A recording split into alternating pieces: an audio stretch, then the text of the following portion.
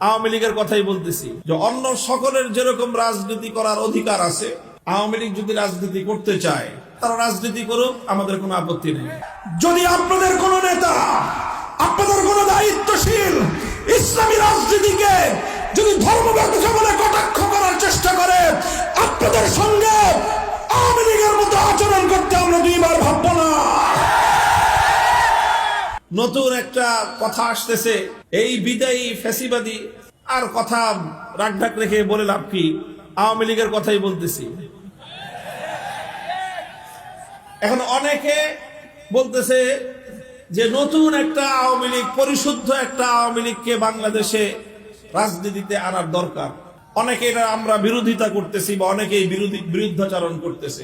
ইনসাফের কথা হলো যে অন্য সকলের যেরকম রাজনীতি করার অধিকার আছে, আওয়ামী লীগ যদি রাজনীতি করতে চায় তার আগে তাদেরকে বাংলাদেশের মানুষের রক্তের দাম চুকাইতে হবে। যতগুলো মানুষের নিরপরাধ মানুষের রক্ত ঝরিয়েছে তারা, এই সব রক্তপাতের বিচার হোক। যথাযথভাবে বিচার হওয়ার পর এরপরে যদি কিছু আওয়ামী লীগ অবশিষ্ট থাকে তারা রাজনীতি করুক, আমাদের কোনো আপত্তি নেই। তবে আমি যতটুকু দেখেছি 2009 সাল থেকে নিয়ে 2024 সাল পর্যন্ত, মধ্যখানে 2013 সালের শাপলা চত্বর, 2021 সালের ব্রাহ্মণবাড়িয়ার শহীদ শাহাদাতের ঘটনা, এই সকল শাহাদাত এবং এই হত্যাযজ্ঞের সঙ্গে জড়িত মানুষগুলোকে যদি যাচাই বাছাই করে বিচারের কাঠগড়ায় দাঁড় করানো হয়, বাংলাদেশের কোন একটা ইউনিয়ন ওয়ার্ড পর্যায়ের আওয়ামী লীগের কোন নেতা অবশিষ্ট থাকবে বলে আমার মনে হয়। 2013 সালে 5ই মে যখন শাপলা চত্বরে রাতের গভীরে নবী প্রেমিক তৌহিদি জনতার বুকের উপর বুলেটের আঘাতে বুলেটের বৃষ্টি বর্ষণ করা হয়, সেই ঘটনার প্রত্যক্ষদর্শী ছিলাম আমরা, তার প্রত্যক্ষ আক্রমণের শিকার ছিলাম আমরা। রাতের বেলায় হত্যাযজ্ঞ তো হয়েছেই, এরপরে সকালে যখন এইরকম মানুষগুলো গুলিবিদ্ধ হয়ে, ক্ষতবিক্ষত হয়ে, রক্তাক্ত হয়ে, এই মানুষ হাজার হাজার লক্ষ মানুষের জনতা যখন এইভাবে শাপলা চত্বর থেকে আমরা বিচ্ছিন্ন হয়ে গেলাম, যে যেদিকে পারলো জীবন নিয়ে পালিয়ে গেল। বহু মানুষ রাস্তায় রাস্তায় দেখেছি আহত অবস্থায়, কাউকে দুজন পাজাকোলা করে নিয়ে যাচ্ছে, কাউকে ভর দিয়ে নিয়ে যাওয়া হচ্ছে।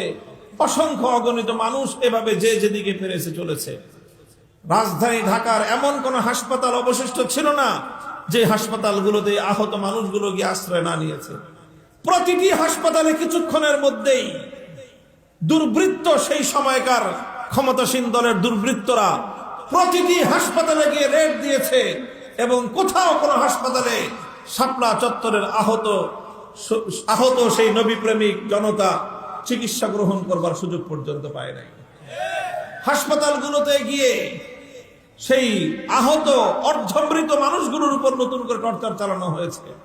বাংলাদেশের কোথাও কোন bus stand, rail station, launch station, কোন একটা স্টেশন এমন অবশিষ্ট ছিল না যেখানে শাপলা চত্বর থেকে নবী প্রেমিক জনতা যখন নেমেছে, স্থানীয় গুন্ডা পান্ডা নিয়ে আওয়ামী নেতারা তৌহিদি জনতার উপর হামলা না চালিয়েছে। এরপরে 2024 জুলাই আগস্টে ওপেন সারা দুনিয়ার মানুষের কাছে অজস্র অগণিত প্রমাণ, শুধু বাংলাদেশের মিডিয়া নয়, সামাজিক যোগাযোগ মাধ্যম, আন্তর্জাতিক পর্যায় পর্যন্ত, জাতিসংঘ পর্যন্ত সকলের কাছে তার প্রত্যক্ষ দৃষ্টান্ত বিদ্যমান।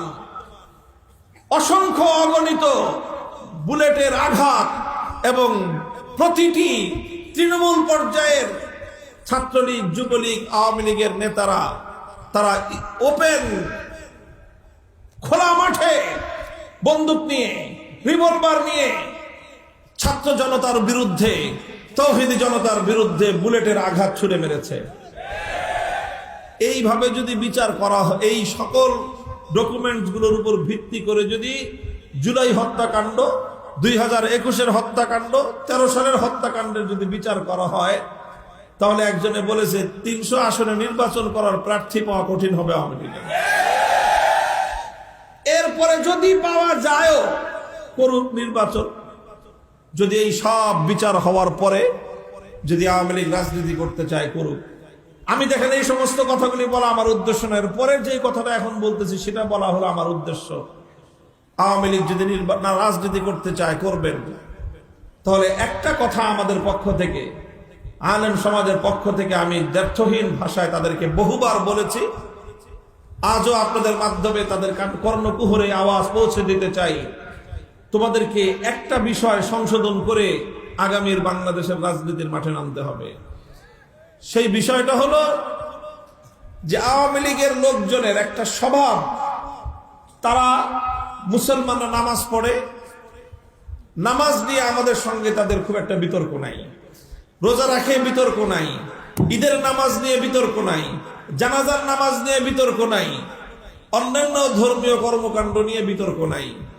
যখনই আমরা রাষ্ট্রে ইসলামী রাষ্ট্র প্রতিষ্ঠার দাবি তুলি, যখনই আমরা ইসলামী রাজনীতির কথা বলতে চাই, যখনই আমরা ইসলামী রাষ্ট্র প্রতিষ্ঠার কথা বলতে চাই, তখন তারা আমাদের কণ্ঠ চেপে ধরার চেষ্টা করে। ইসলামী রাজনীতিকে তারা বন্ধ করার, ইসলামী রাজনৈতিক যে কোনো তৎপরতার তারা টুটি চেপে ধরবার চেষ্টা করে। এটা হলো আওয়ামী লীগের সবচেয়ে বড় বিরোধ ইসলামপন্থীদের সঙ্গে। তারা ইসলামের রাজনৈতিক উত্থানকে সহ্য করতে পারে না, ইসলামী রাষ্ট্র প্রতিষ্ঠার চেষ্টাকে তারা সহ্য করতে পারে না। বরং তারা সবচেয়ে জঘন্য যে কাজটা করে সেটা হলো ইসলামী রাজনীতি যারা করে, ইসলামী রাষ্ট্র প্রতিষ্ঠার রাজনীতি যারা করে, তাদের এই রাজনৈতিক তৎপরতাকে ধর্ম ব্যবসা বলে আখ্যায়িত করে।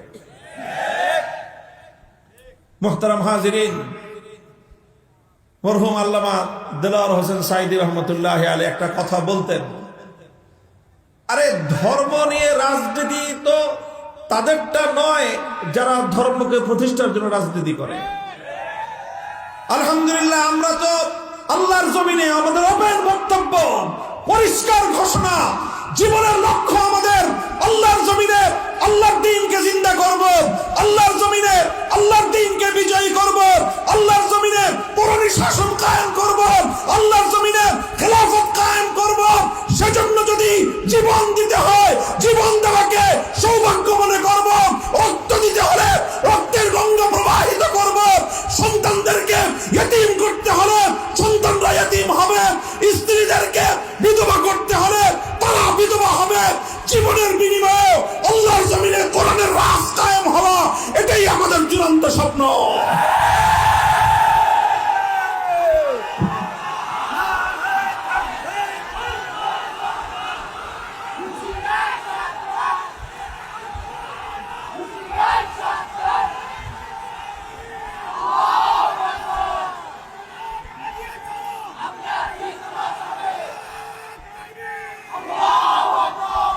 এটা তো আমাদের পরিষ্কার কথা। আমরা আমাদের সব কিছুর বিনিময়ে হলেও আল্লাহর জমিন আল্লাহর দ্বীনকে বিজয়ী করতে চাই, কোরআনের রাজ কায়েম করতে চাই, ইসলামী শাসন ব্যবস্থা প্রতিষ্ঠা করতে চাই। আল্লাহর এই জমিনকে আল্লাহর আইন দ্বারা আমরা শাসন এবং পরিচালনা করতে চাই।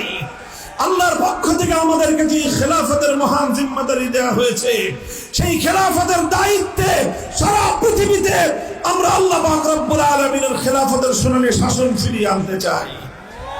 আমাদের এই কথার মধ্যে কোনো রাগঢাক নাই, কোনো রাগঢাক নাই, কোনো গোপনীয়তার কিছু নাই। এটা আমাদের ওপেন চ্যালেঞ্জ, আমরা এটাই করতে চাই। কাজেই আমরা কোরআনের জন্য জীবন দিতে প্রস্তুত। আমরা কোরআনকে তেলাওয়াত করি, আমরা আল্লাহর কোরআনকে জানার চেষ্টা করি, কোরআনের জ্ঞান অর্জন করার চেষ্টা করি, কোরআনের আহ্বান মানুষের কর্ণকুহরে পৌঁছে দেওয়ার পয়গাম নিয়ে আমরা দুনিয়াতে ফেরি করি এবং আল্লাহর কোরআনের সমাজ বিনির্মাণ করবার জন্য, কোরআনের রাজ গড়বার জন্য আমরা আমাদের জীবনকে বাজি লাগাই। এটা আমাদের স্বপ্ন, এটা আমাদের সাধনা, এটাই আমাদের জীবন, এটাই আমাদের মরণ। কাজেই এটা আমাদের ব্যবসা না, এটা আমাদের জীবন। আল্লাহর কোরআন কায়েম করা, রাজনীতি করা আমাদের ব্যবসা নয়, এটা আমাদের জীবন, এটাই আমাদের সাধনা। এটার জন্যই আমরা বাঁচি, এটার জন্যই আমরা মরতে চেষ্টা করি।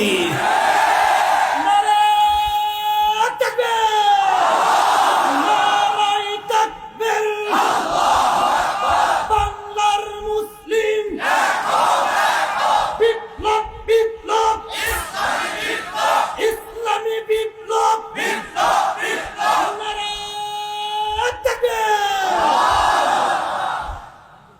তবে ইসলাম নিয়ে ব্যবসা করে এক শ্রেণীর মানুষ আছে, ধর্ম নিয়ে ব্যবসা করে এক শ্রেণীর মানুষ আছে। এরা কারা? ধর্ম নিয়ে ব্যবসা করে তারা। নির্বাচন আসলে যারা মাথায় পট্টি বাঁধে, নির্বাচন আসলে যারা হাতে তসবিহ নেয়, নির্বাচন আসলে যারা মাথায় টুপি পরে মসজিদের মধ্যে গিয়ে মুসল্লিদের সঙ্গে কোরআনের পক্ষে থাকবার জন্য প্রত্যয় ব্যক্ত করে, আবার নির্বাচনের মাধ্যমে মানুষের ভোটটাকে ধোঁকা দিয়ে আদায় করবার পর নির্বাচিত হয়ে যাওয়ার পর আল্লাহর কোরআনের বিরুদ্ধে যারা আইন তৈরি করে। ধর্ম নিয়ে ব্যবসা তারা করে যারা কোরআনের কথা বলে ক্ষমতায় আসবার পর আল্লাহর কোরআনকে উৎখাত করার জন্য তারা আইন তৈরি করে, রাজনীতি করে। আমরা ধর্ম নিয়ে ব্যবসা করি না, আমরা ধর্মের রাজনীতি করি। আমরা ইসলাম নিয়ে ব্যবসা করি না, আমরা ইসলামের রাজনীতি করি। এই কথাটা আমি অত্যন্ত আন্তরিকতার সাথে আওয়ামী লীগের অবশিষ্ট নেতা কর্মীদেরকে বলবো, আগামী দিনে যদি বাংলাদেশে রাজনীতি করতে হয় আপনাদের এই মনোভাব এবং এই দৃষ্টিভঙ্গি পরিবর্তন করবেন যে ইসলামী রাজনীতিকে ধর্ম ব্যবসা বলা হয় না। ধর্ম ব্যবসা বলা হয় যারা ধর্ম করে না, যারা ইসলামকে মানে না, অথচ ইসলামকে তারা মানুষের সামনে নিজের অচল মালকে পরিচালিত করবার জন্য, নিজের অবৈধ উদ্দেশ্য চরিতার্থ করার জন্য ইসলামের নামকে যারা স্বার্থ হিসেবে ব্যবহার করে, তারা ধর্ম নিয়ে ধর্মের ব্যবসা করে। এই কথাটা বললাম এই জন্য যে এই যে জায়গাতে আমাদের সঙ্গে যে তাদের বিরোধ, এই বিরোধ যতদিন পর্যন্ত তারা তাদের এই জায়গাটাকে, তাদের এই দৃষ্টিভঙ্গিকে সংশোধন না করবে, আমাদের সঙ্গে আপোষ হওয়ার কোনো সুযোগ নাই। এই প্রসঙ্গে সর্বশেষ কথা হলো আমার এই আওয়ামী লীগের সঙ্গে রাজনীতি করতে করতে এই সমস্যা আস্তে আস্তে ধীরে ধীরে বিএনপির রাজনীতি যারা করেন তাদের মধ্যে সংক্রমিত হতেছে। আমি পরিষ্কার পয়গাম দিয়ে দিতে চাই, পরিষ্কার এক বার্তা আমাদের পক্ষ থেকে দিয়ে দিতে চাই, যদি আমাদের রাজনৈতিক দর্শন নিয়ে, আমাদের কোনো পদক্ষেপ নিয়ে, আমাদের কোনো ভূমিকা নিয়ে আপনাদের কোনো আপত্তি থাকে সমালোচনা করবেন, কিন্তু ইসলামী রাজনীতিকে ধর্ম ব্যবসা বলে কটাক্ষ যেন আপনাদের কেউ না করে।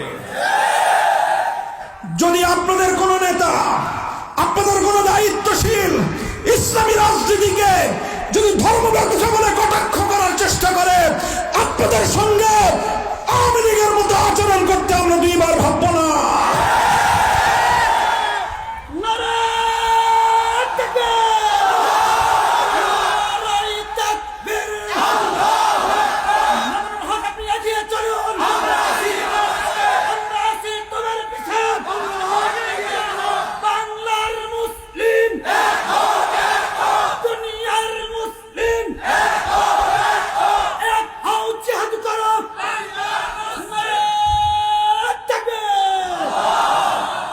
মোহতারাম হাজিরিন, কথাটা পরিষ্কার, সুন্দর পরিষ্কার একটা বার্তা আমি বাংলাদেশে যারা ইসলাম বিরোধী রাজনীতি যারা করেন অথবা অন ইসলামিক রাজনীতি যারা করেন তাদের প্রতি আমাদের পরিষ্কার বার্তা।